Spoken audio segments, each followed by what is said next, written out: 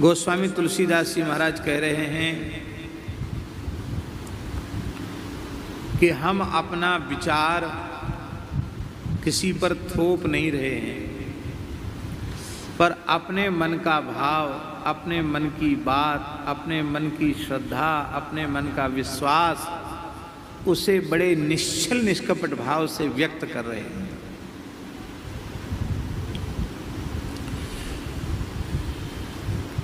मेरा तो एकमात्र श्री राम नाम का ही विश्वास है।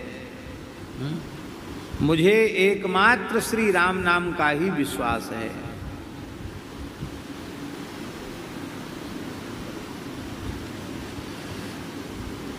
श्री राम नाम के अतिरिक्त, श्री हरि नाम के अतिरिक्त अन्य किसी भी साधन में मेरा विश्वास नहीं है।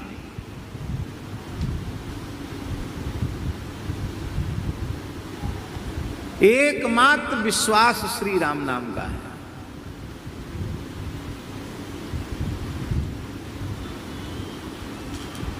क्यों? उसका कारण क्या है?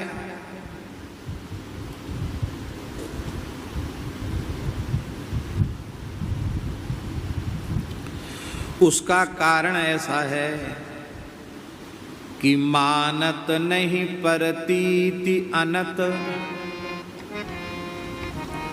हमारा मन अन्यत्र विश्वास ही नहीं कर रहा है। हमारे मन को यह विश्वास नहीं हो रहा है कि यदि तूने राम नाम के अतिरिक्त किसी अन्य साधन का आश्रय लिया तो तेरा भला हो भी सकता है। यह हमारा मन स्वीकार नहीं कर पा रहा है। मेरा मन तो कहता है कि तेरे जैसे महाअधिम पतित जीव का कल्याण केवल और केवल श्री राम नाम से ही संभव है। तेरे लिए तो कोई दूसरा साधन नहीं है। तो मैंने तो परम विश्वास पूर्वक श्री राम नाम की शरण ले ली है, श्री राम नाम का आश्रय ले लिया है। क्यों? क्योंकि मानत नहीं परतीति अनत। अनत प्रतीत नहीं मानत, अनत मन विश्वास नहीं मान रहा है। क्योंकि ऐसो ही स्वभाव मन बाम को, हमारे मन का उल्टा स्वभाव, ऐसे ही स्वभाव। क्या करें, हमारा मन ही ऐसा है।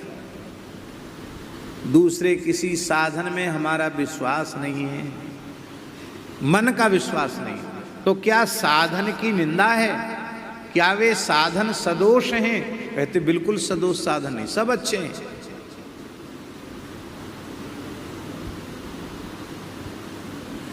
और जो उन साधनों का आश्रय लेने के योग्य हैं, उनका उन साधनों के आश्रय से कल्याण भी होता है। हम इसका भी निषेध नहीं करते, पर हमको लगता है हमारे जैसे किसी काम के लायक जो न हो, जिसके कल्याण के सब द्वार ही बंद हो गए हों, मुझे लगता है कि मेरे जैसे के लिए तो केवल राम नाम का ही आश्रय है। क्योंकि अन्य साधनों के अनुष्ठान की पात्रता मुझ में नहीं है। मैं उन साधनों को करने के योग्य नहीं हूँ, इसलिए मेरा मन अन्य साधनों में विश्वास ही नहीं करता। मेरा मन ही ऐसा है। महाराज जी कितने पद हैं इस प्रकार के विनय पत्रिका में? 20 पद हैं, अनेकों पद हैं, जिन पदों में उन्होंने बार बार इस बात को कहा है कि मेरा तो एकमात्र विश्वास श्री राम नाम में है।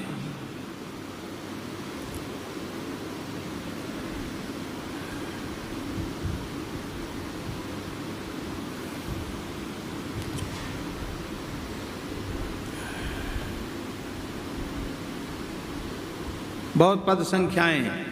46वां पद, 56वां पद, 70वां पद, 128वां पद, 131वां पद, 151वां पद, 152वां पद। कितने पदों में कहते चले आए। और नाहिन आवत और भरोसो, आगे भी कहेंगे।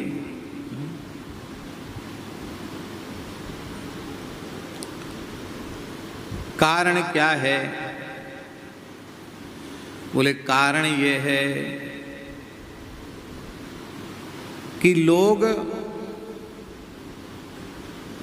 बड़े बड़े विद्वान, बड़े बड़े धर्मनिष्ठ आचार्य, शास्त्रों के चूड़ांत विद्वान, शास्त्रार्थ महारथी, महामहोपाध्याय रूप से प्रसिद्ध महानुभाव,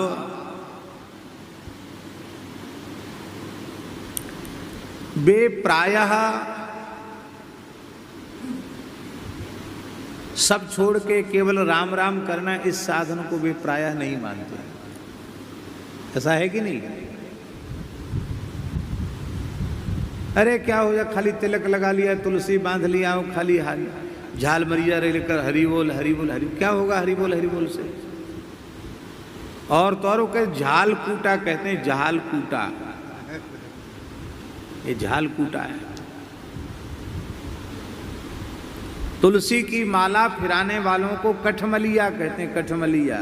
अरे लकड़ी की माला घुमाते इधर से उधर, क्या होगा कठमाला घुमाने से?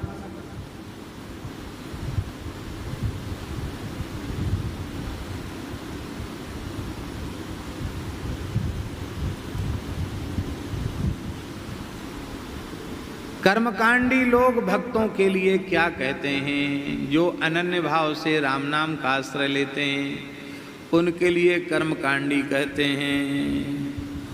करमठ कठमलिया कहें, दोहावली में तुलसीदास जी महाराज कहते हैं, करमठ कठमलिया कहें, ज्ञानी ज्ञान विहीन। कर्म मार्ग के लोग तो कहते हैं कठमलिया हैं, ये सब तिलक लगाने वाले, तुलसी बांधने वाले, कीर्तन करने वाले, नाम जपने वाले सब कठमलिया हैं।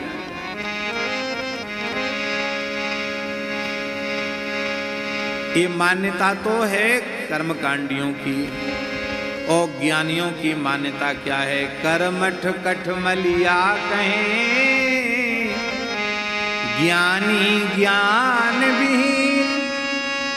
क्या करें बेचारे, मंद भाग्य हैं, न व्याकरण पढ़े, न न्याय पढ़े, न दर्शन पढ़े, कुछ पढ़े तो है ही नहीं। सोहमस्मि इतिवृत्ति अखंडा, इस अखंड वृत्ति में रहना चाहिए इनको। अरे किसको भजना, कौन किसको भजेगा, किसका भजन करना? जिसको तुम भजना चाहते हो वो तो तुम ही हो, तो भजोगे किसको? ये मूर्ख हैं, ये अपठित हैं, ये ज्ञानी नहीं हैं, ज्ञान विहीन हैं, इसलिए खाली राम राम के पीछे पड़े हुए हैं। करमठ कठमलिया कहें, ज्ञानी ज्ञान विहीन। तुलसी त्रिपथ बिहाई गो, राम दुआरे दी। तुलसीदास जी कहते हमने तो ज्ञान मार्ग, कर्म मार्ग और योग मार्ग, सांख्य योग आदि का मार्ग, तीनों मार्गों को त्याग करके दीनहीन भाव से राम जी के चरणों का आश्रय ले लिया है। अब कोई कठमलिया कहो, कोई अज्ञानी कहो, कोई मूर्ख कहो, कहते रहो। कोई तिलक की निंदा करो करो, तुलसी की निंदा करो करो, कथा कीर्तन की निंदा करो करो, करते रहो। करने वाले स्वतंत्र हो भैया, खूब करो। करो नहीं, तुमको उसका पारिश्रमिक दिया जाएगा। क्योंकि निंदक नियरे राखिए, आंगन कुटी छवाए, बिन पानी सावन बिना निर्मल करे सुवाए। महापुरुषों के जीवन में बड़ी विचित्र लीलाएं। एक महानुभाव हमारे महाराज जी के मित्र ही थे, हम उनको प्रणाम करते हैं। उनका शरीर नहीं है, महाराज जी के मित्र थे इसलिए हम उनको प्रणाम करते हैं। बहुत अच्छे महात्मा, पर भगवान की लीला है। महाराज जी सुदामा कुटी में विराजते थे, रामानंद पुस्तकालय में, और वे महानुभाव चित्रकूट से चलकर वृंदावन आए थे। तो उन्होंने यहाँ ऐसी योजना रच डाली कि पूज्य श्री सुदामा दास जी महाराज को कह दें कि तुम यहाँ से चले जाओ और प्रकाशन विभाग पुस्तकालय सब मैं ही संभाल लूँ।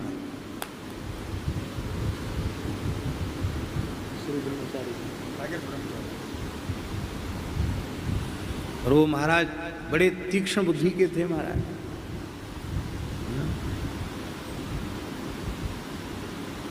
जिसने चाणक्य को न देखा हो वो उनका दर्शन कर ले, इतनी तीक्ष्ण बुद्धि थी उनकी।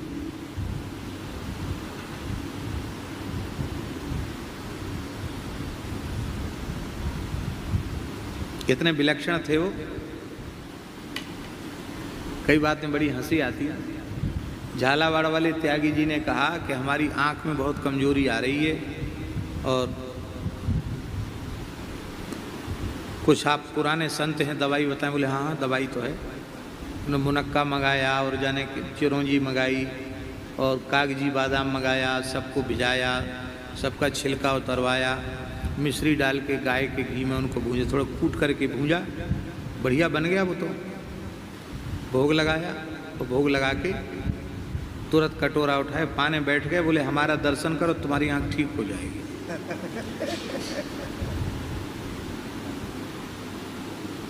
और बोले ऐसा रोज पवाओ तो क्या कहना तुमको, तो फिर गीधही दृष्टि अपार।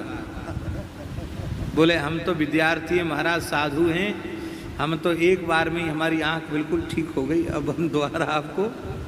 ऐसे विलक्षण महात्मा थे। तो उन्होंने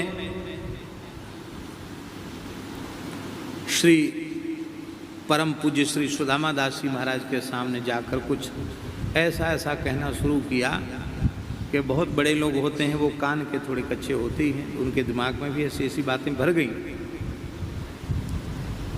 तो एक गौड़िया महात्मा थे, वो भी बड़े अच्छे संत थे, श्री विपिन बिहारी दास जी। वो पूज्य श्री बड़े महाराज जी के भी बड़े निकट थे, वो भी जाते थे महाराज जी के पास बैठने। तो एक दिन पूज्य श्री सुदामा दास जी महाराज ने अपने मन की सारी बात उनको कह दी। ऐसा सुनने में आया। तो ठीक है, काम ठीक हो नहीं रहा है, फायदा भी कुछ हो नहीं रहा है, तो क्यों ना वो महात्मा आए हैं, उन महात्मा को ही वो अपने प्रेम से भजन करें। स्थान तो है ही है, कोई बात नहीं, उनको कोई बात नहीं है, पर वो अब काम उनसे होता नहीं, वो करेंगे। वो तो एकदम कांप गए विपिन। अरे बोले महाराज आप क्या किसके चक्कर में फंस रहे हैं, सर्वनाश हो जाएगा, ऐसा मत करिए आप। उन्होंने सारी बात समझाई। बोले वो तो किसने कहा आपसे? उन्होंने सारी बात बता दी, कई दिन से कह रहे हैं। तो वो आए, बड़े दुखी होकर के महाराज जी के पास आए। बोले महाराज जी मैं आपसे एकांत में कुछ बात करना चाहता हूँ। महाराज जी बोले कहो, कोई बात नहीं। हम उठ के जाने लगे, हम बैठे थे। बोले नहीं ये बैठ सकते हैं, तो हम बैठे रह गए। सारी बात कही। महाराज जी ने हाथ जोड़कर कहा, श्री विपिन बिहारी दास जी महाराज, हमने जिन्हें अपने मित्र के रूप में स्वीकार कर लिया वे मेरे पूज्य हैं, मेरे बड़े हैं, आयु में मुझसे बड़े हैं। तो आप चाहे जो कुछ बुराई करो उनकी, हमारी उनकी प्रीति के बीच में आप भेद नहीं डाल सकते हैं। तो महाराज भेद डालने थोड़ी हम आए, हम तो बताने आए हैं कि आप ही के पास रहते हैं और आपकी बुराई करते हैं। तो महाराज बोले यही तो सौभाग्य की बात है। कबीरदास जी कहते निंदक नीरे राखी आंगन कुटी छवाए।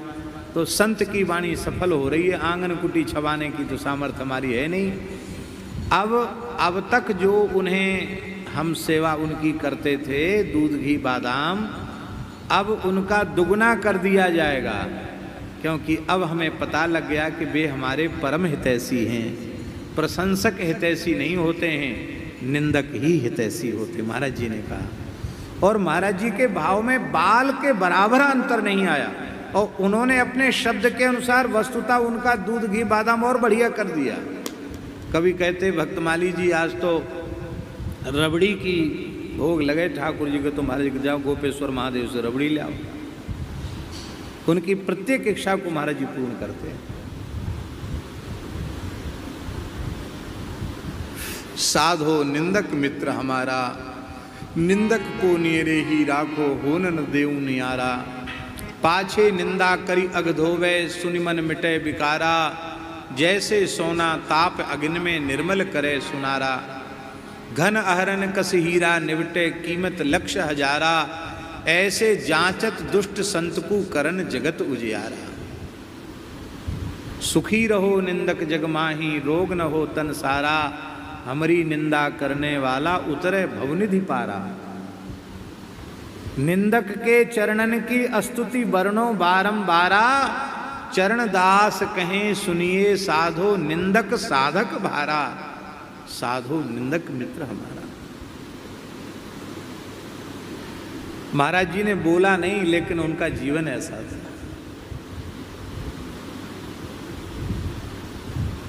हाँ, हमारी प्रवृत्ति तो ऐसी है कि हम प्रशंसकों को कुछ विशेष देना चाहते हैं कि हमारी विशेष बड़ाई करें वे लोगों के सामने। सिद्ध साधक का जोड़ा। पर महाराज जी की कोई प्रशंसा करे तो महाराज जी उससे प्रसन्न नहीं होते। ऐसी ऐसी विलक्षण जीवन में घटनाएं घटी जो अत्यंत आश्चर्यजनक घटनाएं। आज श्री नाभाजी प्रियादासी होते तो इन घटनाओं को ग्रंथ में लिखते। ऐसी घटनाएं लखतर में तहसील है सुरेंद्रनगर जिले की सौराष्ट्र की। वहां एक कुआं, कई बार सुन चुके होंगे, कुआं का पानी एकदम बिगड़ गया था। पंडित जी का कुआं, पंडित जी अभी भी हैं। मुंह में पानी देने योग्य, कुल्ला करने योग्य पानी नहीं रहा था। और महाराज जी की कथा चल रही थी। शबरी जी का चरित्र महाराज जी ने कहा। महाराज जी का चरण धोकर उन पंडित जी ने कुआं में डाल दिया। सवेरे देखा परीक्षण के लिए कि इसका पानी बदला कि नहीं, तो महाराज वो कड़ुआ खारा पानी तो जाने कहाँ चला गया, एकदम मीठा पानी। आज भी है, आप देख सकते हैं अनुभव करके। महाराज दूर से पानी आता था उस गांव में। हजारों का मेला लग गया, भीड़ लग गई दर्शनार्थियों की। ऐसे महात्मा। हमने भी कहा कि देखो कितना चमत्कार हो गया। महाराज जी बोले इधर आओ पंडित जी, ये झूठी बड़ाई हमको अच्छी नहीं लगती। हमने महाराज इसमें झूठा क्या है? प्रत्यक्ष के प्रमाणम, प्रत्यक्ष घटना, इसमें झूठ क्या है? महाराज जी बोले इसमें हमारे पैर की कोई विशेषता नहीं है। हमें पता होता कि हमारे पैर में इतनी विशेषता है तो हमने इससे कुछ कमा लिया होता। हमने तो कुछ कमाया नहीं इससे। इस पैर में कोई विशेषता नहीं है। एक भोले भाले ब्राह्मण की श्रद्धा की विशेषता है। उसकी संत चरण में श्रद्धा है, गुरु चरण में श्रद्धा है। उस श्रद्धा का चमत्कार है, इसमें हमारा क्या है? इसलिए ये बात किसी के सामने मत कहो।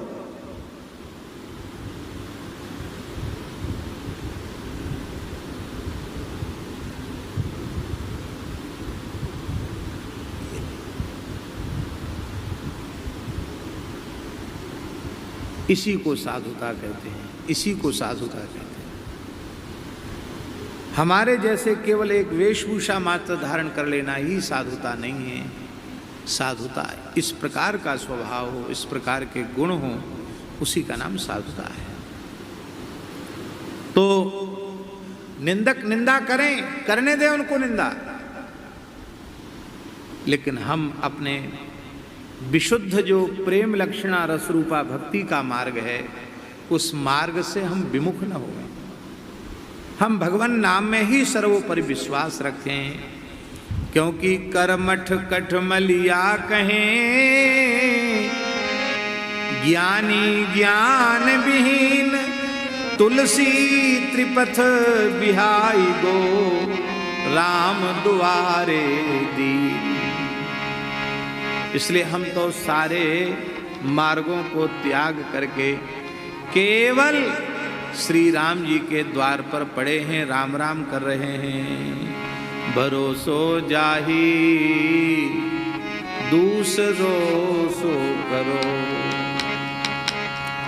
मोको तो राम को नाम काम तरु, कलि कल्याण करो,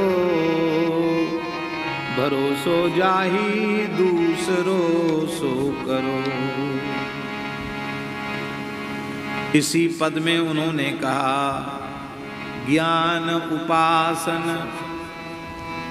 ज्ञान कर्म उपासन, ज्ञान वेद मत, आगे कर्म उपासन ज्ञान वेद मत, सो सब भांति खरो, मोहि तो सावन के अंधे ज्यों सूझत रंग हरो, भरोसो जाही दूसरो सो करो।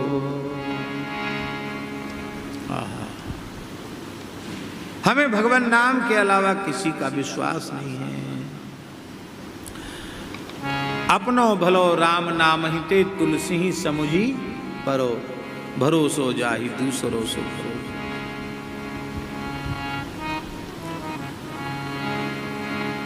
227वें पद में, 227वें पद में गोस्वामी जी ने कहा है, साधत साधु लोक परलोक ही सुनि गुनि जतन घनेरे, तुलसी के अवलंब नाम ही को एक गांठ कोट फेरे।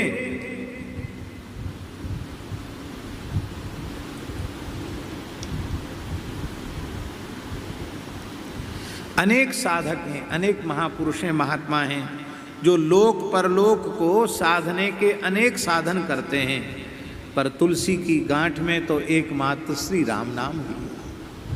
हमारा लोक, हमारा परलोक, सब जगह तो राम नाम ही हमारा। इसलिए हमारा मन तो बाम है, उल्टा है, वो किसी को नहीं मानता। वो कहता हम तो केवल राम नाम को ही मानेंगे।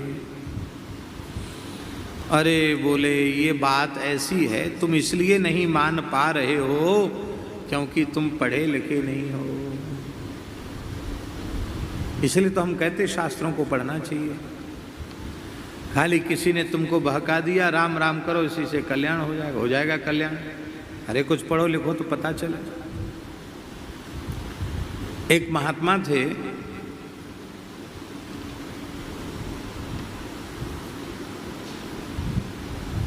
बहुत अच्छे महात्मा थे। आ जाओ शास्त्री जी, आगे बैठ जाओ।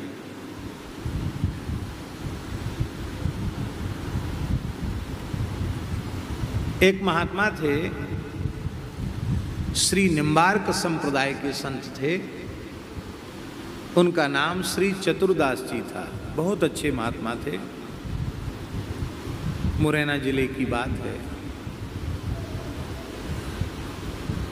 महाराज जी दीक्षा तो उन्होंने बहुत पीछे ली। उसके पहले 1 अरब राम नाम का जप किया था उन्होंने, संख्या पूर्वक गुफा में बंद होकर।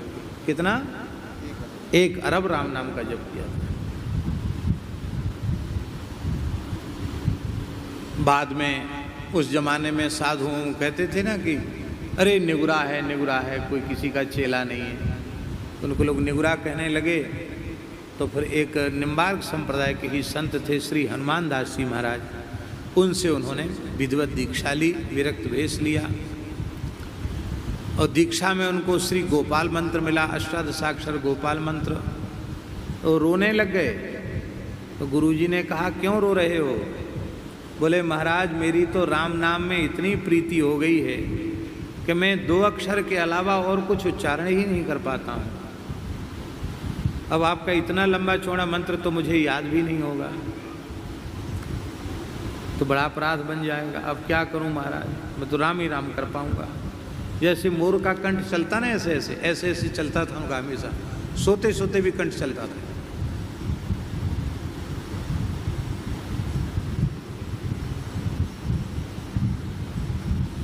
उनके गुरुजी बड़े प्रसन्न हो गए। बोले ये गोपाल मंत्र का अर्थ ही राम नाम है, उसका भाव यही है, तुम चिंता मत करो। तुम्हारे बदले नियम की माला हम फेर लिया करें। 1 माला तो फेर लोगे कि ना? 1 तो फेर लेंगे। बोले इतना फेरते रहो, बाकी तुम्हारे बदले का नियम हम कर लेंगे, तुम तो राम राम करो। तो उन्होंने इतना राम राम किया महाराज जी। अपने जमाने में भेड़ बकरी चराने वाले लोग उनके पास आते हो, एक बार वे कहते अरे भैया ऐसो समय क्यों बर्बाद कर रहे हो, भेड़ बकरी चराओ तो भले ही चराओ, ऊंट चराओ तो भले ही चराओ, पर राम राम तो कियो करो। जिससे वे कह देते राम नाम कियो करो, उसको नाम जपने की धुन लग जाती। भेड़ बकरी चराने वाले हजारा माला गले में डाल करके राम राम जपते थे। 2-2, 3-3 लाख नाम जप खेत किसानी करने वाले लोग जप लेते थे। ऐसे महात्मा, उनके जमाने में नाम जापकों की बाढ़ सी आ गई थी। तो मुरैना में एक आयोजन था।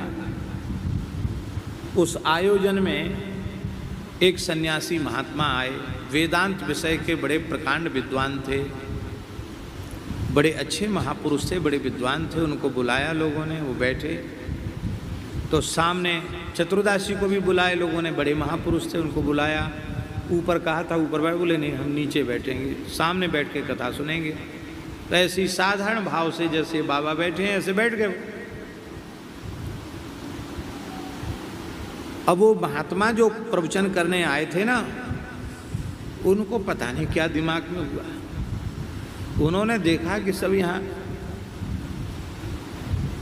भाला झूली लेके खटखटा रहे हैं, हजारा माला ले लेके बैठे हैं लोग। तो उनको क्या लगा कि हम तो गंभीर वेदांत की चर्चा करना है, ये सब माला फेर रहे हैं, कोई नाम लिख रहा है, कोई माला फेर रहा है, हमारी बात तो कोई सुन ही नहीं रहा। तो खींच गए और खींच कर क्या बोले कि अरे ये किसने तुमको बहका दिया, ये झाल मगीजा कूट कर हरे रामा हरे कृष्णा करने से थोड़ी कुछ होगा, ये राम राम करने से कुछ नहीं होगा, हरि बोल करने से कुछ नहीं होगा। अरे ये तो प्राथमिक साधन है, भारी शुरुआत में लगाने के लिए लगा दिया राम राम, ये आखिरी नहीं है, ये तो प्राइमरी साधन है। हम तो तुम्हें सर्वोच्च अवस्था का ज्ञान कराने आए हैं कि तुम किसको प्राप्त करना चाहते हो, तुम तो वही हो, ऐसा कुछ बोलने लगे। वेदांतियों वाला प्रवचन। अब बेचारे चतुर्दासी तो कथा सुनने बैठे थे। जैसे अपने हमारे भरतदास जी है ना, दुबले पतले बूढ़े महात्मा, ऐसे दुबले पतले महात्मा थे चतुर्दास जी, तगड़े भी नहीं थे और कभी जीवन में गुस्सा नहीं किया उन्होंने, पर पता नहीं क्या उनको आवेश आ गया, हुंकार किया उन्होंने हनुमान जी के जैसी, और उछल के मंच पर चढ़ गए और चढ़ के वो कथावाचक जो स्वामी जी थे उनको उठा के मंच के नीचे धड़ाम से पटक दिया। पटक कर घोंटू से चढ़ गए छाती पे और एक घूंसा ऐसे लेके देहाती भाषा में इत बित की बातें क्यों करे, हिये में धल्ले राम नाम, हिये में धल्ले राम नाम, हिये में धल्ले, घूसे घूसा जमा में छाती में, हिये में धल्ले राम नाम, हिये में धल्ले राम नाम। बेचारों के कपड़े उपड़े फट गए, चोट भी आई ही होगी, इतने क्रोध में उठा के पटका। तो बड़े प्रतिष्ठित व्यक्ति थे और बड़े प्रतिष्ठित व्यक्ति थे, उनका इस तरह से तिरस्कार हुआ। लोग उठ के खड़े हो गए और महाराज को पकड़ा। इनको अप्रत्याशित घटना थी, क्योंकि चतुर्दास जी तो बहुत सीधे महात्मा थे, उनमें कभी गुस्सा ही नहीं। ये हुआ क्या, लोग समझ भी नहीं पाए ये हुआ क्या। जैसे महात्मा को पकड़ा, पकड़ते ही वो बेहोश हो गए। फिर जब होश आया तो रो रो कर कहने लगे कि मेरे प्राण छूट जाएं, नाम की निंदा हमें क्यों सुननी पड़ी, मेरे प्राण निकल जाएं। नाम के प्रति जिसमें श्रद्धा ने उसका मुंह क्यों देखना पड़ा, हाय हाय मेरे प्राण छूट जाएं।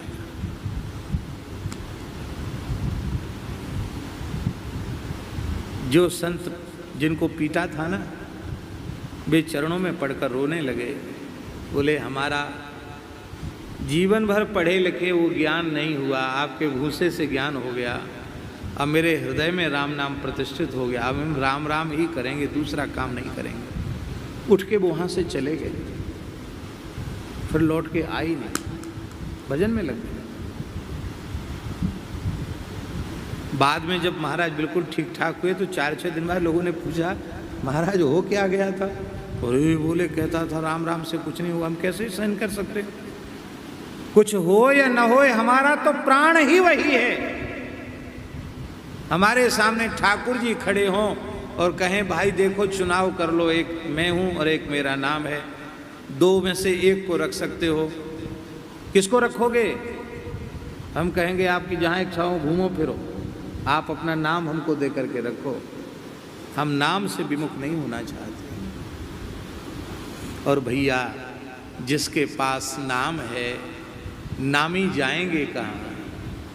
हमारे ब्रज के महान रसिक श्री बिहारी देव जी महाराज ने कहा नाम वाणी जहाँ श्याम श्यामा तहाँ, नाम वाणी निकट श्याम श्यामा प्रकट। नाम वाणी जहाँ श्री नाम और आचार्यों की संतों की वाणी जहाँ है अर्थात उनका आश्रय है, वहाँ श्यामा श्याम हैं, युगल सरकार हैं। और नाम वाणी निकट तो श्याम श्यामा प्रकट। नाम की बहुत बड़ी महिमा है।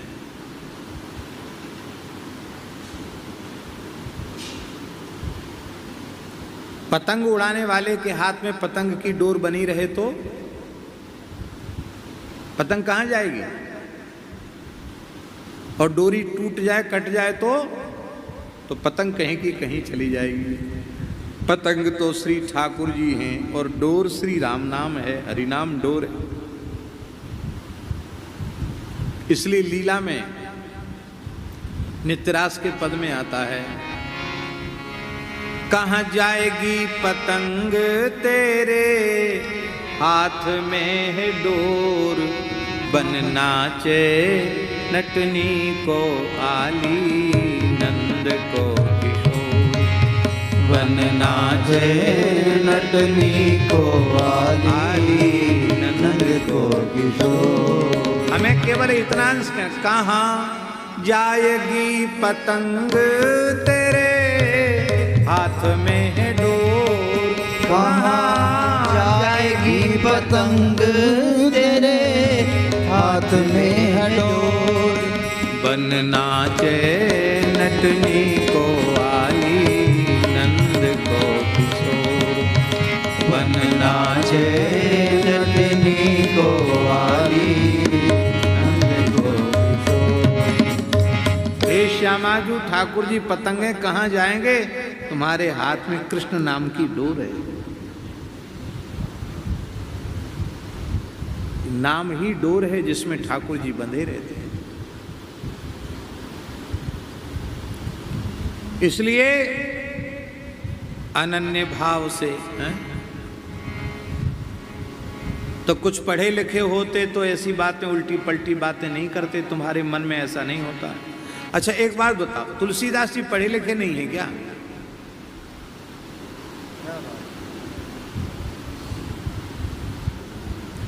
हम तो ये बड़े विश्वास पूर्वक कह रहे हैं कि 4 वेद, 6 शास्त्र, 18 पुराण, उपपुराण, सारे आगम ग्रंथों का इतना बड़ा विद्वान, जितने बड़े विद्वान गोस्वामी तुलसीदास जी महाराज रहे, ऐसा विद्वान न भूतो न भविष्यति, ऐसा विद्वान।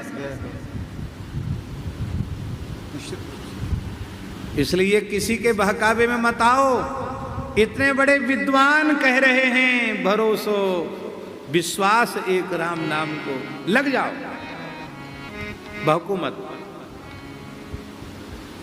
ये प्राइमरी साधन नहीं है, ये सर्वोच्च साधन है। साधन का आरंभ भी यहां से है और साधन की पूर्णता भी यही है।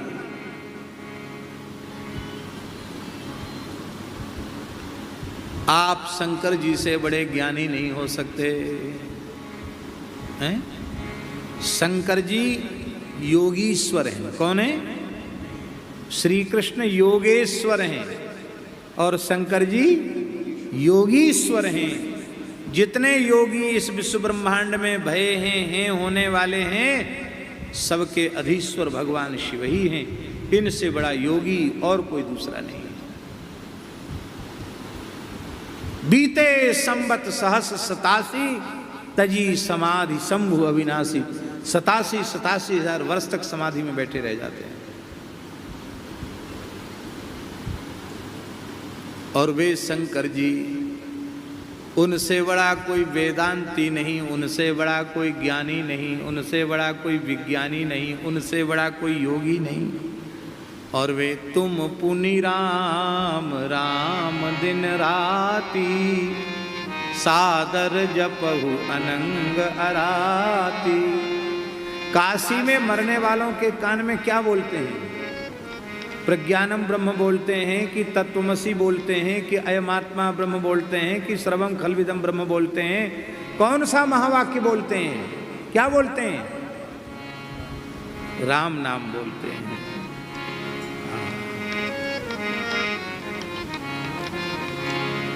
जिस साधन को भगवान शिव ने अपना प्राण मानकर स्वीकार किया हुआ है, वो साधन प्राइमरी साधन है।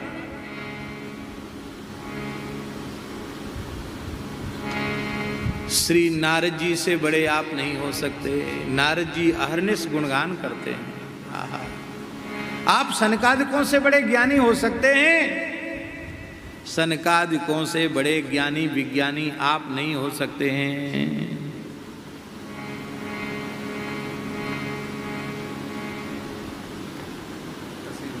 हरिशरणमित्येवं नित्यं येषां मुखे वचः, अतः काल समादिष्टा जरायुष्मान न वादते। हरिशरणम हरिशरणम हरिशरणम हरिशरणम निरंतर सनकादिक भगवान उच्चारण करते रहते हैं। इसलिए माया और काल का प्रभाव उन पर नहीं होता है। सनकादिक उसमें बड़े ज्ञानी हैं, आप सिद्ध हैं, उनसे बड़े विद्वान हैं आप। व्यास जी से बड़े विद्वान हैं क्या? शुकदेव जी से बड़े विद्वान हैं क्या? अरे भाई, हनुमान जी तो बुद्धिमताम वरिष्ठम ज्ञानी नाम अग्रगण्यम।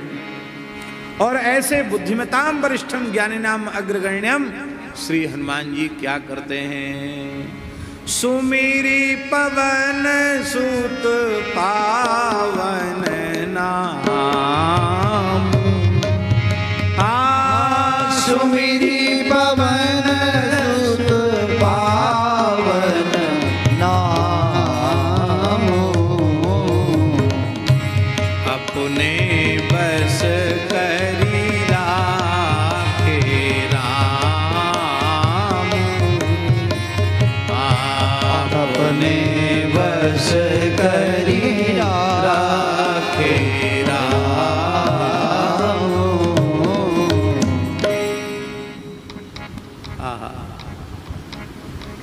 अपने बस करी राखे राम। हनुमान जी तो इतने बड़े नाम जापक हैं, उनके रोम रोम में नाम बसा हुआ है। उनकी त्वचा भी राम नाम, उनकी अस्थि भी राम नाम, उनका रक्त मज्जा वसा मांस मेदा शुक्र जो कुछ भी सप्त धातुएं, वे सब राम नाम ही बन गई है। उनकी संपूर्ण ज्ञानेंद्रियां कर्मेंद्रियां राम नाम है। मस्तक से लेके चरण तक, चरण से मस्तक तक नाम विग्रह है श्री हनुमान जी। मूर्तिमंत नाम का स्वरूप है श्री नाम। महाराज ही हनुमान जी महाराज। श्री हनुमान जी महाराज राम जी की सेवा में अहर्निश रहते हैं, पर कभी कभी तो ठाकुर जी की सेवा में अवसर होता कि नहीं। जैसे ठाकुर जी मध्याह्न में राजभोग के बाद पौड़ गए, विश्राम में चले गए, तो हनुमान जी को फुर्सत हो गई। हनुमान जी उस अनवसर के समय हनुमान जी सरयू जी के तट पर चले जाते हैं और करताल लेकर के कीर्तन करते हैं, श्री राम जय राम जय जय राम, श्री राम जय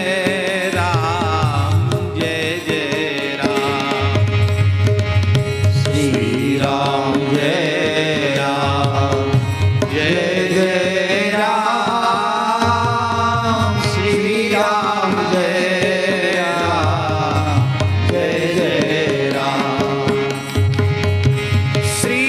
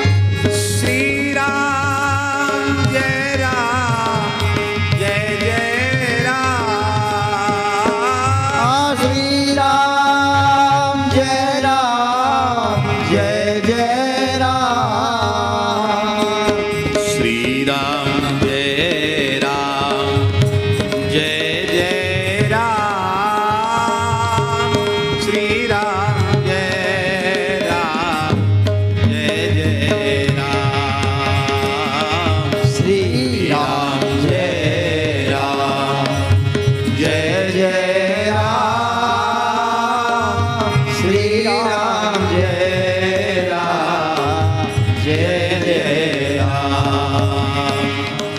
श्री राम जय राम जय जय राम। श्री राम जय राम जय जय राम। श्री राम जय राम जय जय राम। श्री राम जय राम जय जय राम। यदरोम कूपे ध्वनिमुल्लसंतम श्री राम जय जय राम। उनके एक एक रोम के छिद्र से श्री राम जय राम निकलता है। नेत्रों से अविरल प्रेमाश्रुधार बहती रहती है। ऐसे प्रेमोन्मत्त होकर श्री हनुमान जी कीर्तन करते हैं। कभी भूल से स्वप्न में भी अस्वीकार न करो कि कथा कीर्तन नाम जप नाम स्मरण नाम कीर्तन ये प्राथमिक साधन है, सर्वोच्च साधन है। सब कुछ पढ़ लिया, सब कुछ कर लिया, पर इस राम नाम के आश्रय को ग्रहण नहीं किया तो आपके जीवन के सारे साधन किसी काम में आने वाले नहीं। श्री गुरु नानक देव जी ने कहा, नाम लिया जिन सब लिया,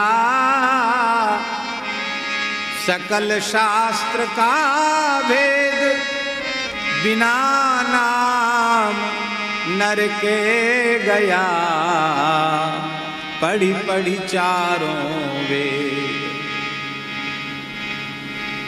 इसलिए ऐसा मत कहो कि गोस्वामी जी पढ़े लिखे नहीं, और वे निश्चय करके कह रहे हैं, विश्वास एक राम नाम को। बोले क्या करें, तुम्हारा दिमाग इसलिए ऐसा बिगड़ गया है कि तुम पढ़े लिखे नहीं हो। तो गोस्वामी जी उसका समाधान कर रहे हैं, पढ़िबो पर्यो न छठी छमत ऋगु, जजुर अथर्वण साम को। एक कहावत प्रसिद्ध है, छठी रात को लिख दई जो विधिना ने अंक, और राई घटे न तिल बड़े, रहुरे जीव निसंग। छठी रात को लिख दई जो विधिना ने अंक। छठी रात्रि को विधाता विधिना आकर के लिख देते हैं, कहते वो वही होता है जीवन में, वैसे ही घटित होता है। अब तो छठी भी बंद हो गई। छठी में पूरी रात जगती थी माताएं, दीपक ईपक जला करके विधना लिख जाएं, अच्छा भाग्य लिखें, जातक का, सब खत्म हो गया। महाभारत में लिखा है, क्या लिखा है, बोले 5 चीजें पेट में ही निश्चित हो जाती हैं, छठी में तो पक्की हो जाती है, मोहर लग जाती है। कौन कौन चीजें?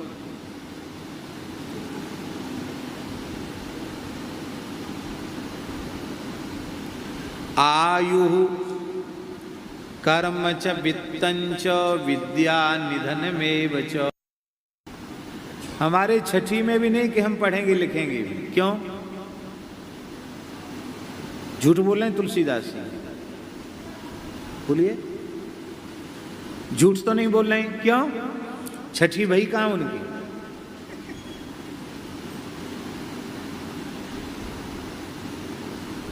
जन्मते ही माता तुलसी देवी बालक को, राम बोला को,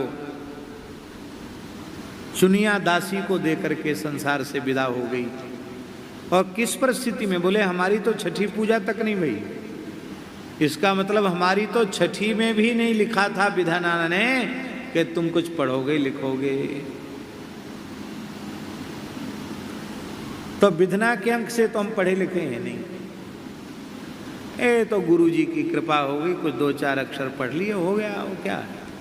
लेकिन हम अपने को पढ़ा लिखा नहीं मानते, ये है उनका दैन्य। कहते हैं पढ़िबो पर्यो न छठी, हमारे पढ़ने का संस्कार तो हमारे छठी में भी नहीं लिखा गया है, क्योंकि छठी तो हमारी भई ही नहीं।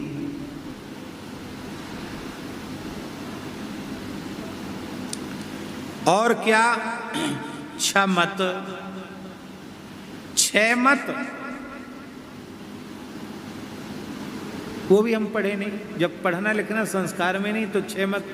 अब हम आपसे पूछते हैं कि जब आप पढ़े ही नहीं तो छह मत होते हैं आपको कहाँ से पता चला?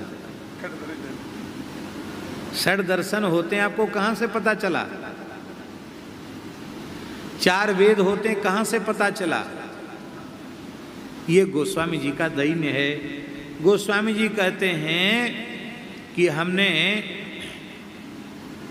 छह मतों को भी, शास्त्रों को भी, हम उनका भी बोध हमको नहीं है। छह मत कौन कौन है? गिनती करो। वैशेषिक मत, इस वैशेषिक मत में परमाणु प्रधान है। न्याय मत जो है वो द्रव्य प्रधान है, नवद्रव्य है, उन्हीं पर न्याय आधारित चलता है। सांख्य मत जो है वो प्रकृति और पुरुष प्रधान है। योग ईश्वर प्रधान है। और पूर्व मीमांसा जैमिनी जिसके आचार्य हैं वो कर्मकांड प्रधान है। और उत्तर मीमांसा जो व्यास की ब्रह्म सूत्र है वो ब्रह्म प्रधान है। इसमें वैशेषिक मत के आचार्य कणाद हैं, न्याय मत के आचार्य गौतम हैं, योग मत के आचार्य, सांख्य मत के आचार्य कपिल हैं, योग मत के आचार्य पतंजलि हैं, और पूर्व मीमांसा मत के आचार्य कर्मकांड के आचार्य जैमिनी हैं, और ब्रह्म सूत्र के उत्तर मीमांसा के आचार्य श्री व्यास जी हैं। ये छहों मत के छह ऋषि हैं। कहते महाराज ये छह मत हमारी छठी में भी नहीं लिखे थे। ऋग्वेद, ऋगु माने ऋग्वेद, यजुर्वेद, अथर्ववेद, सामवेद, ये भी हम नहीं जानते। न छह मत जाने, न षट शास्त्रों को जाने, न षट दर्शनों को जाने, और ना ही हम चारों वेदों को जाने। फिर व्रत तीरथ तप सुनि सहमत। अब इन वेद शास्त्र पुराणों में व्रत तीर्थ तपस्या इनकी महिमा कही गई है, अनेक विधान कहे गए हैं। कहते इनको पढ़ने के बाद हमारे मन में तो बड़ा संकोच होता है। क्या संकोच होता है? बोले हमारे में संकोच होता है कि अरे हमारे जैसे महा आलसी, घोर आलसी, मंद बुद्धि जीव के लिए ये सब नहीं है। हमारे लिए तो राम राम ही अच्छा है। व्रत उपवास में कितनी पीड़ा होती है, कितना कष्ट सहना पड़ता। तपस्या में घाम, वर्षा, शीत आदि सहन करना पड़ता है। और पहाड़ों में, जंगलों में, कंकड़ पत्थर, वन बीहड़ में पैदल जाना पड़ता है। शरीर क्षीण हो जाता है। तो इस देह के प्रति हमारी ममता है। हम देह को पीड़ा देना नहीं चाहते हैं, इसलिए हमको ये साधन अच्छे हैं। तो ये बहुत अच्छे, पर हम इन साधनों के योग्य नहीं हैं। इसमें हमारी, इस कारण से इनमें हमारी श्रद्धा नहीं है। और बिल्कुल सही बात है, सबसे सरल साधन है राम राम का, और सब में कठिनाई है। एक महात्मा थे, बहुत अच्छे महात्मा थे। उनको एक भोला भाला चेला मिल गया। भोला भाला चेला। अब इतना भोला भाला कोई दिखाई नहीं पड़ रहा, किसको कहें हम?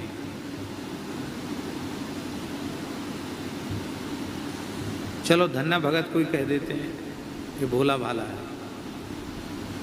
धन्ना जी थे भी भोले भाले। ऐसा कोई भोला भाला चेला मिल गया। और गुरु जी योगी थे, वो आसन सिखाने लग गए। तो भोले भाले चेला ने कहा महाराज सबसे बड़ा आसन बता दो आप तो हमको, जिससे जल्दी सिद्ध हो जाए। बोले महाराज शीर्षासन योगासन में सबसे श्रेष्ठ है, क्योंकि शीर्ष माने बड़ा, सबसे ऊंचा आसन है। सिर के बल पर खड़े होना। कितनी देर में सिद्धि मिल जाती? बोले 3 घंटा में सिद्धि। अब एक ही साथ कोई 3 घंटे सिर के बल खड़ा हो जाए तो उसका तो मरना हो जाएगा बेचारे का। धीरे धीरे अभ्यास बढ़ाया जाता, 2 मिनट, 3 मिनट, फिर 5 मिनट, 10 मिनट, धीरे धीरे अभ्यास करते करते हमने सुना कि पूज्य धर्म सम्राट स्वामी कृपात्री जी महाराज 2.5, 3 घंटे तक शीर्षासन कर लेते थे। हमने सुना उनके बारे में, और सबकी सामर्थ्य तो नहीं हो। वो भोला भाला चेला था, उसने कहा कैसे तो डगमगा जाएंगे, को दीवाल के कोने के सहारे ऐसे कुंडरी सी बनाए के और सिर के नीचे करके ऊपर। बोले अब चाहे मरें चाहे जिए, 3 घंटे के बाद ही अपना आसन खोलेंगे। थोड़ी देर में महाराज सुन्न हो गया, ये सिर इतना बड़ा फूल गया उसका, ये हो गया सिर। आंख लाल हो गई महाराज, नाक से खून आ गया, लेकिन था पक्का महाराज। वो 3 घंटा क्या, 3 घंटे के बाद तो सुन्न हो गया, टिका रह गया जैसे कोई मुर्दा टिका हुआ हो। गुरुजी ने कहा कि भाई कहता था कि सबसे बढ़िया आसन बताओ, बहुत देर होगी आसन करके अब तक आए नहीं कमरे से, देखें तो महाराज उसकी तो हालत खराब थी। पर वो महात्मा बड़े योगी थे, समर्थ थे, उन्होंने जैसे तैसे नस उतार करके कुछ करके औषधि लेप करके कई दिन तक उसकी चिकित्सा चली। तब जाके एक दिन शीर्षासन किया और महीना भर तक गुरुजी ने सेवा करी चला, तब जाके जैसे तैसे ठीक हुआ वो। फिर भी थोड़ा बहुत तो आंख लाल रह गई और सिर थोड़ा भारी हो गया उसका। तो महात्मा बोले देखो महाराज ये हमारा योगी चेला है, देखो इसका एक ही दिन में योग सिद्ध हो गया।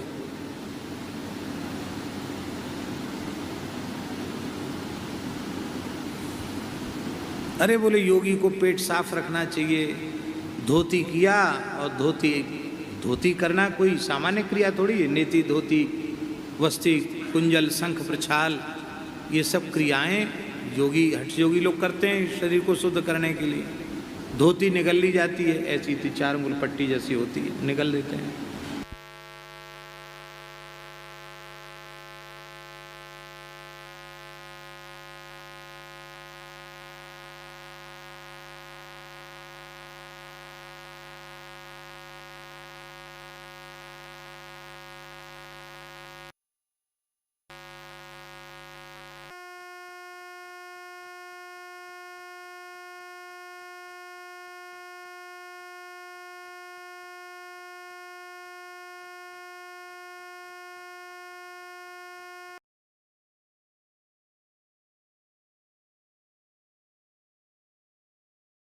इन सब साधनों में संकट है, समस्या है, पर सीधे सीधे राम राम करने में कौन सा संकट है, कौन सी समस्या है? तो तुलसीदास जी कहते हमको तो लगता हमारे जैसे के लिए तो केवल राम नाम ही है, इसलिए हमें तो एकमात्र श्री राम नाम का ही विश्वास है। तपस्या आदि साधन बड़े कठोर हैं, हमसे बनने के नहीं है, पर राम नाम ही श्रेष्ठ, ये समझने के लिए अवसर चाहिए। अपने राम पहली बार जब गिरनार गए, चढ़े न गिरनार, तो गिरनार पर्वत चढ़े, दत्त भगवान की चरण पादुका का दर्शन करने गए। अब तो सुनते हैं कि काफ़ी अच्छा वहाँ चढ़ने का मार्ग बना दिया है। हम जब गए थे तब मार्ग बहुत अच्छा नहीं था, कम से कम 30-32 साल पहले तो गए होंगे।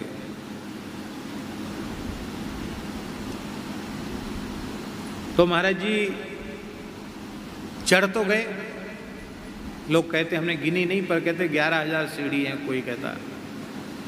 तो चढ़ तो गए, चढ़ने में हम सबसे आगे रहे, हमारे साथी पीछे रह गए। उत्साह में चढ़ते चले गए, चढ़ते चढ़ते चढ़ते चढ़ते सबसे पहले पहुंच गए हम, और वहाँ बैठ करके सबकी प्रतीक्षा करते रहे। बाद में वो आए हमारे संगी साथी लोग, और चढ़ने के बाद ये पैर ऐसे भर गए, जांघ ऐसी भर गई अब हमको पैर हिलाते न बने, सूजन आ गई पैर में। तो हमने उनसे कहा कि अब तुम लोग जाओ, अब हम यहीं रात को रहेंगे, क्योंकि हमारा शरीर अब इस योग्य नहीं है। क्या? अरे बोले महाराज यहाँ तो शेर वेर घूमते हैं, जंगल है ये, अब शेर घूमे चाहे चीता घूमो, हम तो यहाँ से जा नहीं सकते, चल नहीं सकते। अरे नहीं महाराज अंधेरा हो जाएगा, चलो चलो चलो चलो चलो, रात को यहाँ कोई रहता नहीं है, पकड़ लेते हैं आपको, चलो धीरे धीरे चलो। तो धीरे धीरे उतरना शुरू किया, आँख से आंसू आ गए, इतना डर गए, इतना दुखी हो गए। एक एक सीढ़ी उतरने पे राम नाम की महिमा याद आने लगी। अरे कहाँ पहाड़ चढ़ने के चक्कर में पड़ गए, इतनी देर बैठ के राम राम किया होता तो कितना सुख मिलता, कोई कुछ नहीं है? पहाड़ चढ़ने में कितनी तकलीफ हुई। खैर भगवान की दया से जैसे तैसे उतर आए। अब उतरने के बाद उसी दिन यात्रा करना था। जैसे ही गाड़ी में बैठे तो नींद आई, थके हुए तो थे ही। तो नींद आई तो सपने में हम क्या देखते हैं कि हम गिरनार पर्वत उतर रहे हैं। तो अभी तो बहुत उतरना बाकी है। जैसे ही नीचे तक देखा कि तो उतरना के नाम से जैसा सरल साधन है। हमारे श्री गोरेदाऊ जी वाले पूज्य महंत जी महाराज श्री हरिदास जी महाराज एक रसिया गाते थे, हमें रसिया याद नहीं है, बहुत अच्छा लगता था उनकी वाणी से। मनुआ खेती करो राम नाम की, अरे मनुआ खेती करो राम नाम, अरे मनुआ खेती करो राम नाम की, अरे मनुआ खेती करो राम नाम की, अरे मनुआ खेती करो राम नाम की।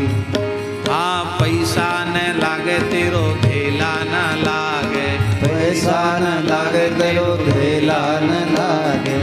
जिह्वा हले मुँह में चाम की, हाँ जिह्वा हले मुँह में चाम की, अरे मनुआ खेती करो हरि नाम, अरे मनुआ खेती करो राम नाम की, अरे मनुआ खेती करो राम नाम की।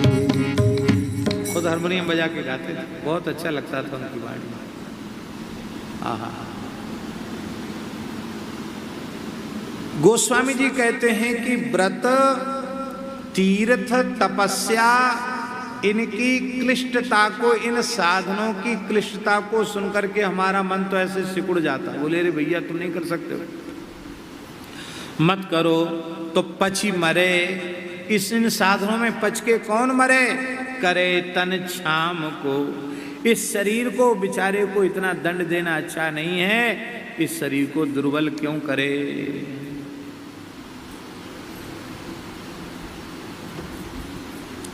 तो ठीक है भैया, ये नहीं कर सकते हो तो कर्मकांड करो, कर्मकांड का आश्रय लो, कर्म मार्ग का आश्रय लो। कहते कर्म जाल कलिकाल कठिन, कर्म जाल कलिकाल में कठिन। कर्म जाल, कर्म को गोस्वामी तुलसीदास जी महाराज इस पद में जाल कह रहे हैं। कर्म जाल, कर्म को जाल बता रहे। जैसे जाल में व्यक्ति फंसता चला जाता है, फंसते फंसते फंसते फंसते फिर फंसा ही रह जाता है, उसमें से निकलने का मार्ग उसे मिलता नहीं है। ऐसे महाराज कर्म कांड ये कर्मों का समूह है, और उस कर्मों के समूह रूपी जाल में पड़ने के बाद उससे निकलना कठिन है। प्राचीन वर्ही का उपाख्यान देखिए, इतना बड़ा कर्मकांडी न भूतो न भविष्यति, सारी धरती को कुशाओं से पाट दिया। पूर्व में है अग्रभाग जिनका, ऐसी कुशाओं से इतने यज्ञ किए उसने। और नारद जी ने कहा, बोले महाराज में कर्म के जाल में हमारी बुद्धि फंसी हुई है। आप पूछते रहे हो कि श्रेयस तुम कतमद राजन कर्मणात्मन ये से, इन कर्मों से तुम्हारा कल्याण होगा, तो कल्याण शब्द का अर्थ भी समझते हो? बोले हम कुछ नहीं समझते, हम तो कर्म के जाल में फंसे हुए। बड़ा कठिन है। नित्य कर्म, नैमित्तिक कर्म, काम्य कर्म, ये 3 प्रकार के कर्म हैं। देखो इसका मतलब यह बिल्कुल नहीं समझ लेना कि व्रत नहीं करना, तीर्थ यात्रा नहीं करना, उपवास नहीं करना, ये तुलसीदास जी का भाव नहीं है। नित्य कर्म नहीं करना, नैमित्तिक कर्म नहीं करना, काम्य कर्म नहीं करना, ये इनका मतलब नहीं गोस्वामी जी का। उनके कहने का आशय है कि केवल इन्हीं का आश्रय आपने लिया तो इनसे कुछ हाथ लगने वाला नहीं है। ये जितने जरूरी हैं उतना करो, पर आश्रय तो केवल श्री राम नाम का लेकर के। गोस्वामी जी स्वयं बड़े शौचाचार संपन्न महात्मा हैं, त्रिकाल संध्योपासन करने वाले महात्मा हैं, नित्य अग्निहोत्र करने, नित्य अग्नि में आहुति देने वाले, विधिवत मंत्राज का जप करने वाले हैं। उनसे बड़ा कोई ज्योतिषी नहीं, उनसे बड़ा कोई कर्मकांडी नहीं, उनसे बड़ा कोई तपस्वी नहीं, उनसे बड़ा कोई वेदादि शास्त्रों का विद्वान नहीं, सब कुछ उनमें है।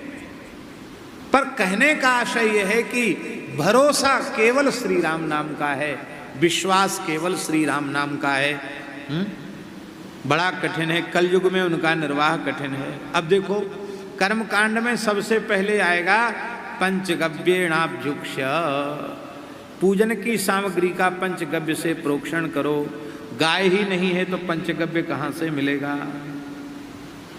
यजमान और आचार्य दोनों पंचगव्य प्राशन करें तो वे कर्मार्हता उनमें आएगी, कर्म करने की योग्यता आएगी।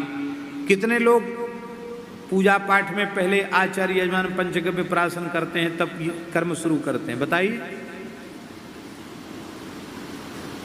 कर्मार्हता ही नहीं है। दवाई के लिए घी मिलना मुश्किल हो रहा है, पूजा के लिए कहां से मिले महाराज। यज्ञ हवन धूप दीप ये सब चर्बी वाले घी के हो रहे हैं। नाम कर्मकांड का है, यज्ञ का नाम है, और देवता कमजोर हो रहे हैं, असुरों का बल बढ़ रहा है, क्योंकि विशुद्ध गव्य पदार्थों से यज्ञादि कर्मकांड संपादित नहीं हो रहे हैं। बड़ा कठिन है महाराज। दूसरी बात है कि इन सब साधनों को करने में, कर्मकांड के साधनों को करने में धन की आवश्यकता है। ये कर्म द्रव्याधीन है, बिना धन के तो ये सब नहीं होगा। अब जो बेचारा अकिंचन है, पैसा ही नहीं छूता, रखता ही नहीं, वो कहां से धन जुटाएगा। इसलिए भैया सबसे सरल साधन राम नाम है। मेरे पास तो फूटी कौड़ी भी नहीं, तुलसीदास जी कहते, तो मैं कहाँ से ये सब करूँगा, मेरी योग्यता नहीं है। यदि कोई कहे कि संसार में बहुत लोग धनी मानी हैं, आप में श्रद्धा भी रखते हैं, आप उनसे धन ले लो, वो तुम्हें धन देने के लिए तैयार हैं, तो उसका उत्तर है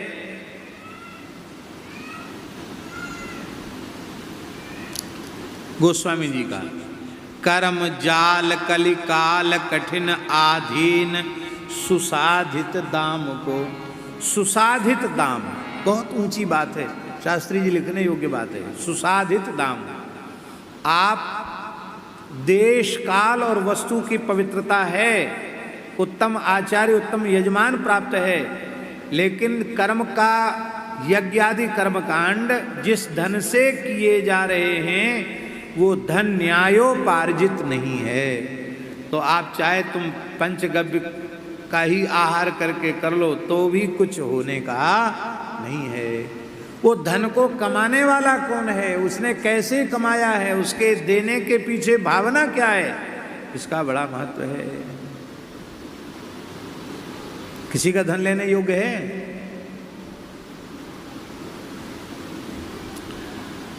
यज्ञ होते हैं पंचकुंडी, सप्तकुंडी, 12 कुंडी, 108 कुंडी, हजार हजार कुंड वाले यज्ञ भी होते हैं, सुना है हमने। प्रधान कुंड की बोली 1,51,00,000, इतना बड़ा यज्ञ है प्रधान कुंड की। 1,51,00,000, 51,00,001, 51,00,002, 51,00,003।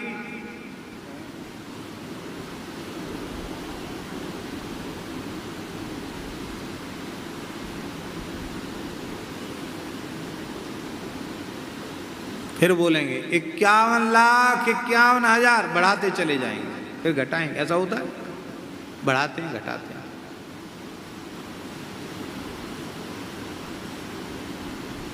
फिर एक कहता है कि हाँ, हाथ खड़ा कर दिया, 1,51,00,000, दूसरा खड़ा हो जाता है। कई बार तो ऐसा तो पहले से उनको बता दिया जाता है कि तुम थोड़ा रेट बढ़ाने के लिए बोली बोल देना, बोले 1,51,51,000। फिर वो 4-6 बार बोले 1,51,51,000, 51,000, है कोई दूसरा माई का लाल, फिर तीसरा खड़ा होगा और बढ़ा देगा। अंत में धनुष टूट जाएगा। ये यजमान निश्चित हो गए। फिर मंदिर की इंद्रध्वज चढ़ाने का यजमान, कलश चढ़ाने का यजमान, प्रधान आरती का यजमान, सबकी बोली है। योग्यता क्या है व्यक्ति की? केवल धन। इसलिए इन कर्म कांडों से भी जो लाभ होना चाहिए वो लाभ नहीं होता।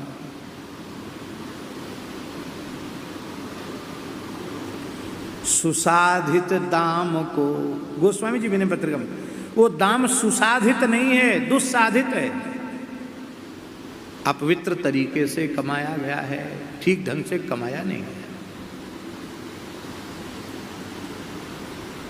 अब वो संध्योपासन संपन्न होना चाहिए, शिखा सूत्रधारी होना चाहिए, वैदिक सदाचार संपन्न होना चाहिए, ये सब कुछ योग्यता उसकी धरी रह जाएगी। केवल एक ही योग्यता उसकी रहेगी कि वो धनवान होना चाहिए। धनवान होना योग्यता नहीं है। यस्यास्ति भक्तिर् भगवत्य किंचना सर्वैर्गुणैस्तत्र समासते सुरा हराव भक्तस्य कुतो महद्गुणा मनोरथेना सति धावतो। सारे ब्रह्मांड में, सारे विश्व में सबसे बड़ा कोई धनहीन व्यक्ति है, निर्धन है, पर उसके हृदय में निष्काम रसरूपा प्रेम लक्षणा भक्ति विराजमान है। तो हरि ही अपि वैकुंठनाथ भगवान अपने वैकुंठ से आकर के उसके प्रेम के सूत्र में बंध करके, भक्ति के सूत्र में बंध करके उसके हृदय में विराजमान हो जाते हैं।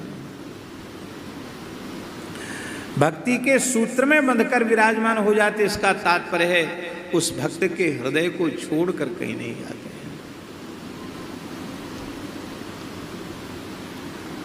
तो कर्म जाल कलिकाल कठिन, गोस्वामी जी कह रहे हैं कर्म का जाल, उससे निकलना बड़ा कठिन है, कलिकाल में कठिन है।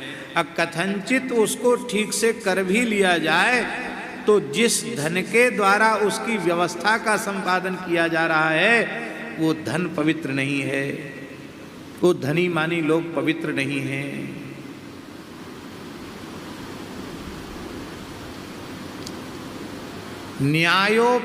न्यायोपार्जित धन के ही दान का पुण्य दाता को प्राप्त होता है।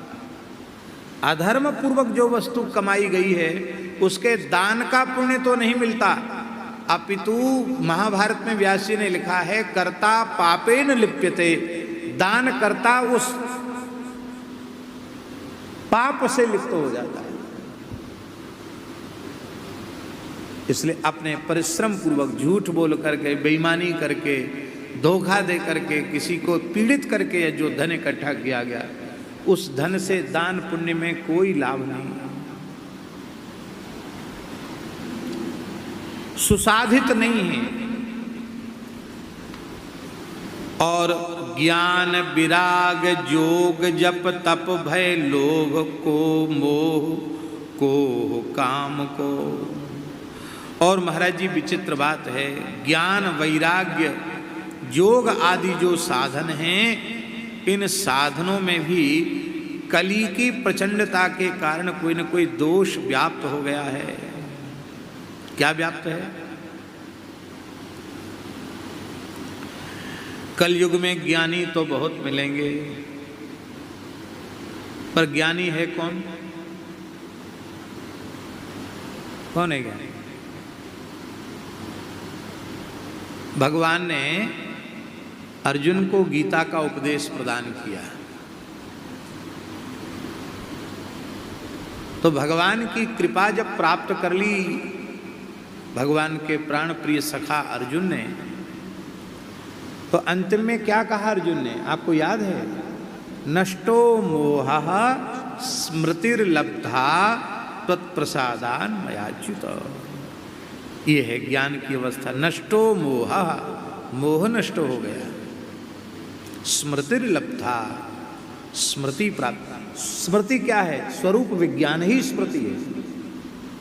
आत्म स्वरूप का बोध, परमात्मा स्वरूप का बोध, आत्म परमात्मा की प्राप्ति में जो बाधक माया है उसके स्वरूप का बोध, जिसको अर्थपंचक कहते हैं, अर्थपंचक का बोध, इसको ज्ञान कहते हैं। तो ज्ञान को, ज्ञान रूपी साधन को कलिकाल में ज्ञान रूपी साधन को मोह ने ग्रस लिया है। ज्ञानी तो बड़े बड़े मिलेंगे, पर मोह ममता उनकी बिल्कुल कम नहीं। एक विनोद की बात कह दें।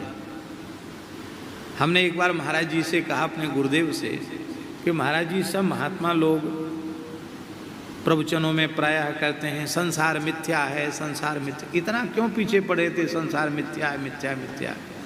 तो महाराज जी हंसकर बोले, इसलिए संसार को मिथ्या बताते हैं कि तुम मिथ्या चीज़ों को रख के क्या करोगे, सब हमको ही दे दो। ये सब मिथ्या है, बेकार है, तुम रख के क्या करोगे, हमको दे दो। तो ऐसा संसार मिथ्या कहने वालों के पास अरबों खरबों की संपत्ति हो जाती है।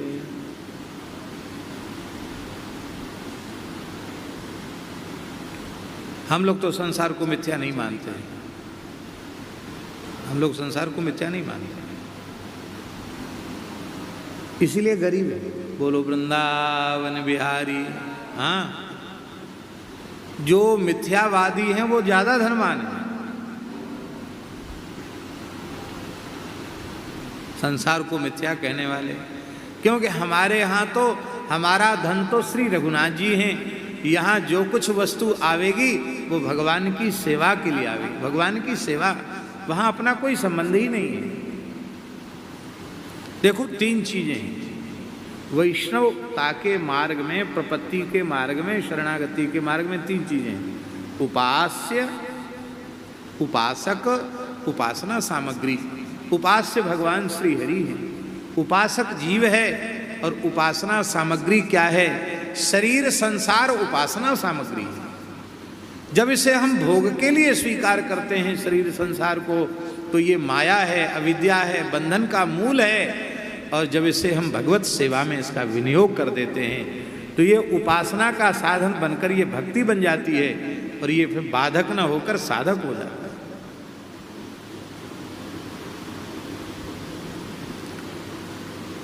भगवान के मंदिर में भोग धराया गया, अब भोग बाहर आया, प्रसाद के रूप में हमको प्राप्त हुआ, तो हम लोग क्या उसको कपड़े में बांध करके 5 बार 7 बार नदी में डुबा करके तब खाते हैं क्या?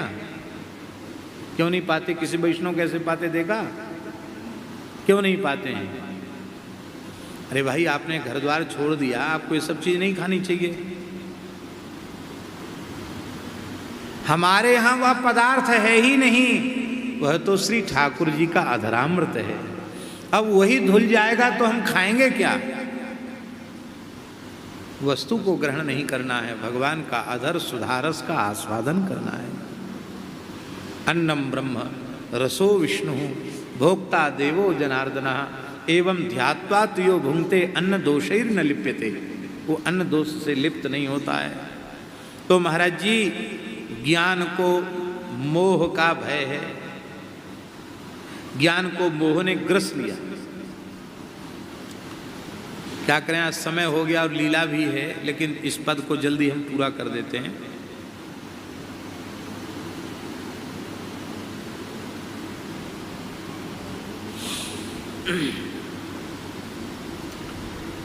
एक सज्जन का पुत्र मर गया, युवा पुत्र था, बड़ी पीड़ा की बात थी।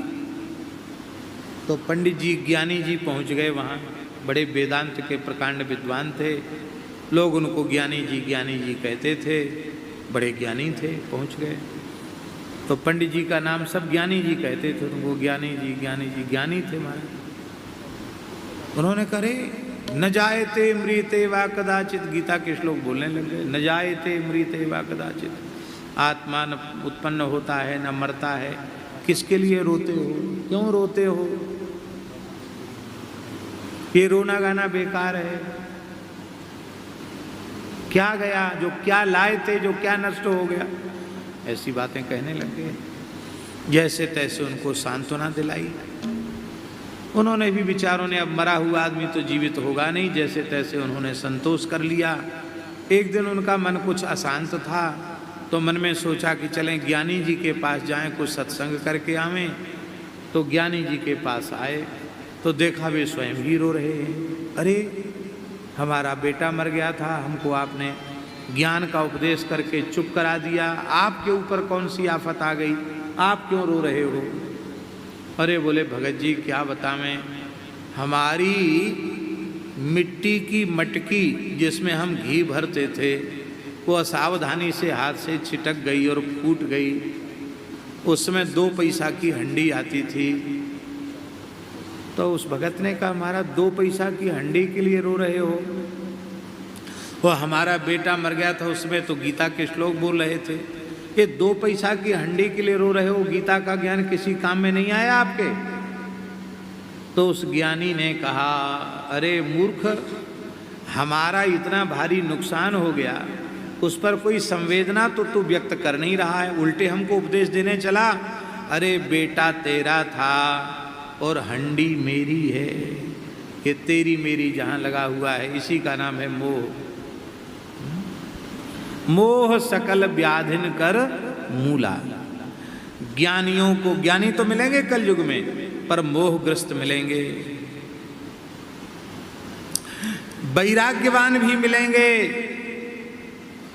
कितने समय से 12 साल से नमक नहीं खाते, अब मिठाई नहीं खाते, अमुक चीज़ नहीं खाते, केवल दूध पी के रहते हैं, पानी पी के रहते हैं। कुछ ऐसे भी सुनाई पड़ जाएंगे कि पानी भी नहीं पीते हैं। बड़े वैराग्यवान हैं, उनकी रहनी बड़ी ऊंची है, पर प्रायः उनमें भी लोभ का अंश देखा जाता है। तो वैराग्य को लोभ ने खा लिया कलयुग में।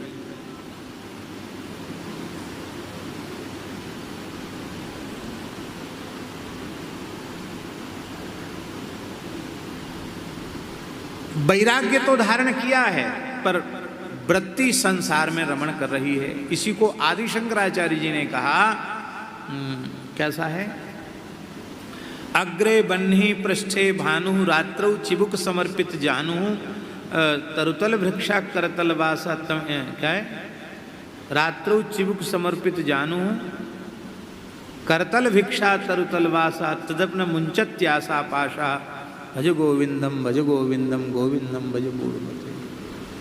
इतना विरक्त है कि अग्रे बन्ही, ठंडी में आंच बरा करके, अग्नि ताप करके निर्वाह कर लेता है। दिन में पृष्ठे भानु और रात्रौ चिबुक समर्पित जानू, घोंटू ठोड़ी से लगा के से सुकुड़ के सो जाता है। करतल भिक्षा, कोई बर्तन भी नहीं रखता, वृक्ष के नीचे रहता है, लेकिन फिर भी संसार की आशा लगी रहती है। ये सुख की आशा ये वैराग्य को नष्ट कर देती है। योग में क्रोध का भय, बार कोई विक्षेप हो जाए योगी को तो क्रोध आ जाता है, क्रोध योग को खा जाता है। मन को स्थिर रखना चाहिए योग में, और क्रोध आएगा तो मन चंचल हो जाएगा, स्थिर मन नहीं रहेगा। ईर्ष्या बैर आदि योग के बाधक हैं। तो सारे साधनों में कोई न कोई दोष है। कह रहे ज्ञान विराग जोग जप तप भय लोभ मोह कोह काम को, इन सब दोषों का भय है। लेकिन सब दिन सब लायक भव गायक रघुनायक गुण ग्राम को। गोस्वामी तुलसीदास जी महाराज कहते हैं रघुनाथ जी के गुणों को गाने वाला तो सब प्रकार के लक्षणों से संपन्न हो जाता है, योग्य हो जाता है। इसका मतलब है केवल राम राम करो, जप करो, लेखन करो, कीर्तन करो, और जब वाणी मुखरित हो तो भगवान के ही चरित्रों का गान करो। भगवान के चरित्रों के गान से, कीर्तन से काम क्रोध लोभ मोह सब नष्ट हो जाते हैं और श्री राम जी में अनुराग प्रकट हो जाता है।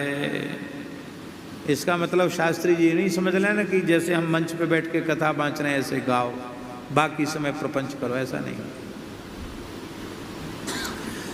इस आसन पर बैठकर कितने लोग गाएंगे? तो किसी व्यक्ति विशेष के लिए तो साधन नहीं है, ये तो सबके लिए साधन है।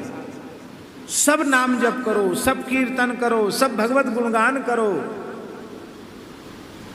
दूसरी चर्चा ही वाणी से मत आने दो। एकादश स्कंद में भागवत जी में क्या लिखा है? एवं व्रतस्व प्रियनाम कीर्त्या जातानुरागो द्रुतचित्त उच्चैहि हसत्यथो रोदति रौति गायत्युन्मादवन नृत्यति लोकवाहिया। एवं व्रता, भगवान के कथा कीर्तन नाम जप की प्रतिज्ञा जिसने कर ली है, इसको छोड़ के दूसरा कुछ नहीं करना है, उसके हृदय में अनुराग प्रकट हो जाएगा। भैया अनुराग प्रेम जिसके हृदय में प्रकट हो जाएगा उसके हृदय में विकार रह नहीं सकते। इसलिए कथा कीर्तन से जैसे विकारों की निवृत्ति होती है वैसी विकारों की निवृत्ति किसी साधन से नहीं होती।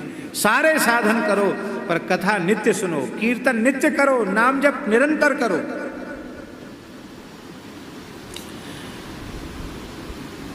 इसलिए समुझ समुझ गुण ग्राम राम के उर अनुराग बढ़ाऊ।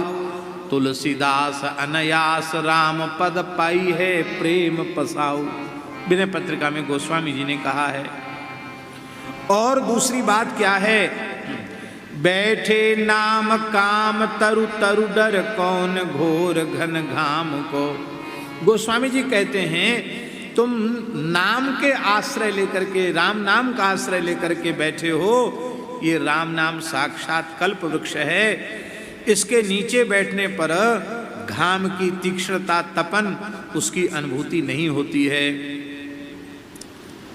ये कलिकाल का जो प्रचंड प्रताप है, इसका जो प्रचंड घर्म है, इसकी जो गर्मी है, वो रामनाम रूपी कल्प वृक्ष की छाया में बैठने वाले को कभी व्याप्त नहीं होगी और उसकी सारी कामनाएं अपने आप पूर्ण हो जाएंगी। पूर्ण होना क्या है? निष्काम हो जाना ही सारी कामनाओं का पूर्ण होना है। नाम जापक के मन में कोई कामना नहीं रहती है। अंतिम बात, को जाने को जई है जमपुर, को सुरपुर पर धाम को। तुलसी ही बहुत भलो लागत जग जीवन राम गुलाम को। को जाने को जई है जमपुर। बातें चाहे जितनी लंबी चौड़ी कर लो, मरने के बाद किसको जमलोक जाना पड़ेगा कोई ठिकाना नहीं। क्यों?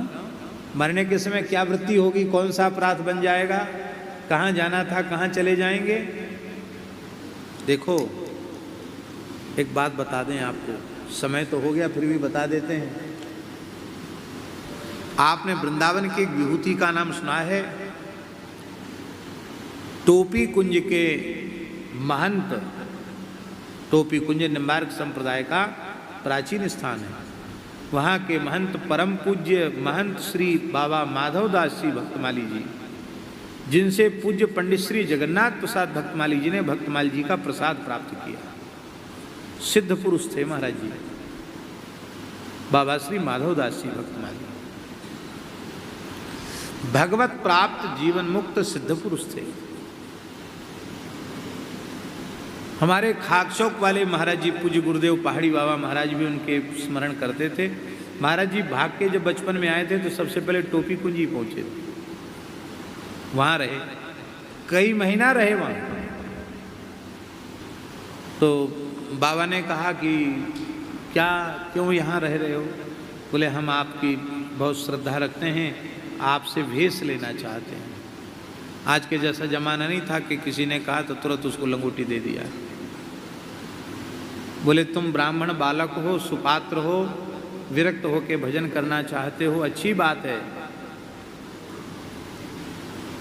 अब इस समय नहीं आया। एक दिन महाराज जी बोले कि आप कब कृपा करोगे, तो कहते तुरंत वो ध्यानस्थ हो गए।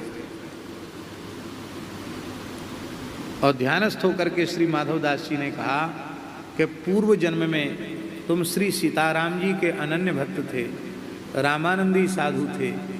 तुम 3 जन्म से ब्रह्मचारी हो, 3 जन्म से विरक्त साधु हो, और ये तीसरा जन्म है तुम्हारा, अंतिम जन्म है। तो तुम्हारे सद्गुरुदेव भगवान मैं नहीं, तुम्हारे सद्गुरुदेव भगवान पहाड़ी बाबा खाकचौक आश्रम में हैं, श्री स्वामी लक्ष्मण दास जी महाराज। विप्र कुल का शरीर है, ब्रजवासी शरीर है, बड़े उच्च कोटि के महात्मा हैं, वे ही तुम्हारे सद्गुरु हैं। और वो दीक्षा जल्दी देते नहीं हैं, लेकिन तुम हमारा नाम लेना कि बाबा ने भेजा है, तो वो कृपा कर देंगे। महाराज जी कहते मैंने जैसे बाबा का नाम लिया तो गुरु जी प्रसन्न हो गए, श्री स्वामी लक्ष्मण दास जी।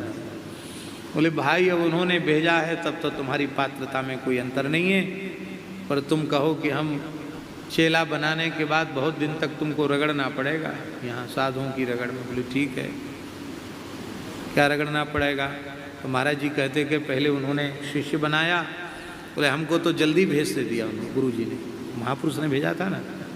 भेजने के बाद पहले गौ सेवा में लगा दिया, गैया चराने भी जाओ, गैया लेने भी जाओ, नियार बनाओ, सानी बनाओ, धार काढ़ो। महाराज जी कहते पल्ली पार गैया चराने जाते थे, पुराने जमाना था। कुछ वर्ष गो सेवा में रखा, और गो सेवा के बाद बोले अब तुम पंचगव्य दे करके फिर कहा कि रसोई में भर्ती हो जाओ। कुछ दिन रसोईया बना के रखा, कुछ दिन नहीं कुछ वर्ष, और रसोई बनाने के बाद फिर मंदिर में पुजारी बनाया खाकचौक में। जैसे कक्षाएं होती ना, प्रथमा, मध्यमा, शास्त्री, आचार्य, ये भी हमारे साधुओं की कक्षाएं हैं ऐसी। अब तो क्या करें, समस्या है, सीधे पूजा में घुसाना पड़ता है, ऐसा नहीं, क्रम है उसका, इस क्रम से जाओ आगे। अब पुजारी रहने के बाद कुछ वर्ष सेवा करने के बाद फिर बोले अभी तुमको पूरा ज्ञान नहीं हुआ, भेष भगवान में चारों फुट घूम के आओ, पैसे का स्पर्श करना नहीं, वाहन में चढ़ना नहीं, 2 रात्रि से अधिक कहीं रहना नहीं, और नारी जाति से सर्वथा दूर रहना। ये नियम महाराज जी को दे करके कहा कि जाओ घूम के आओ। 21 वर्ष तक महाराज जी ने पैदल पूरे भारतवर्ष का भ्रमण किया। कितने साल? अफगानिस्तान तक पैदल गए, बर्मा तक, तिब्बत तक पैदल गए। सब सुनाते थे कहाँ कहाँ गए, सब नक्शा उनके दिमाग में फिट था।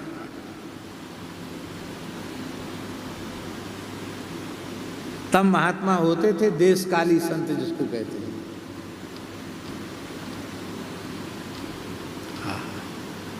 हमें ये सब करने का अवसर तो नहीं मिला, पर ऐसे महापुरुषों के दर्शन का सौभाग्य जरूर मिला, उनकी कृपा प्राप्त करने का अवसर प्राप्त हुआ।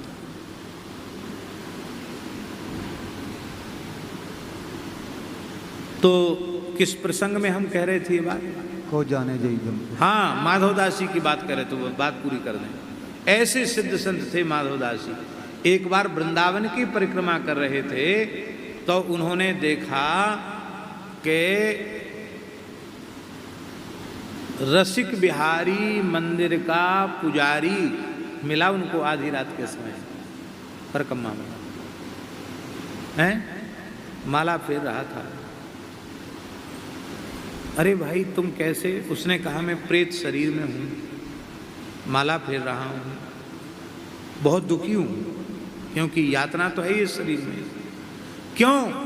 इतना भजन किया, तिलक लगाया, तुलसी बांधी, भगवान की सेवा मिली, फिर प्रेत शरीर में क्यों चले गए? उसने कहा महाराज किशोरी जी की नथ बड़ी थी, उस नथ को छोटी करा के उसमें से कुछ सोना बचा करके अपनी घरवाली को, ब्राह्मणी को सोने का कुछ आभूषण बना दिया। किशोरी जी की प्रसादी है, कोई बात नहीं, इसी पाप से मुझे इस योनि में जाना पड़ा। हमारे लिए भागवत जी कराओ, और अमुक जगह हमने एक मटकी में थोड़ा सा चांदी रुपया चलते थे, रुपया गाड़ के रखे, उससे हमारी कथा करवाओ तो मेरा उद्धार हो जाएगा। इतनी इतनी सी चूक पर भूत प्रेत बनना पड़ता है। देवता का दिव्य, भगवान का दिव्य, ब्राह्मण का द्रव्य। ओ महाराज जी, शास्त्रों में लिखा है, पुराण में, लिंग पुराण में व्यासी कहते हैं कि धन की चोरी करने वाला व्यक्ति प्राण हरता है, क्योंकि मनुष्य हथेली पर प्राण लेकर के तब धन कमाता है। ऐसे धन की चोरी करने वाला व्यक्ति प्राण हरता है। तो जितने लोगों का धन उसने चुराया, उतने लोगों के प्राण उसने हरे, उतने लोगों की हत्या का पाप उसके सिर पर चढ़ा रहता है।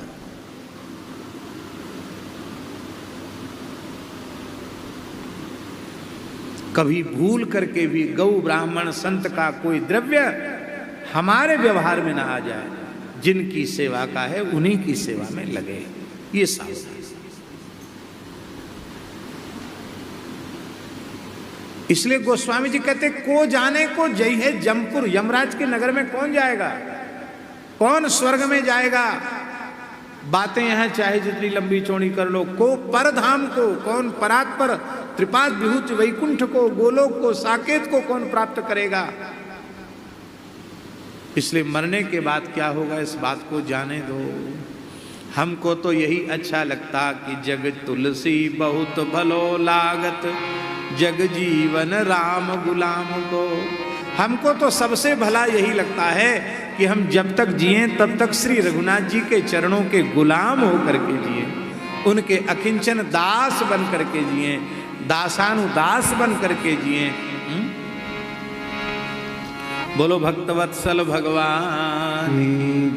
दूसरा भाव और है शास्त्री जी, दूसरा भाव ये है कि भाई तुम ये सब साधन करोगे तो भी तुमको भगवान का धाम मिलेगा, पक्की गारंटी नहीं है। क्योंकि यज्ञ करने वाला, दान करने वाला नृग गिरगिट बन गया, 100 अश्वमेध यज्ञ करने वाला नहुस अजगर बन गया। मलुकदास जी का पद है, साधो भाई अपनी करनी नाही, जे करनी का करें भरोसा, ते जम के पुर जाएं। इसलिए इनका हमें भरोसा नहीं है। हमको तो यही इच्छा लगता है कि राम जी के गुलाम बनकर जीवन भर राम नाम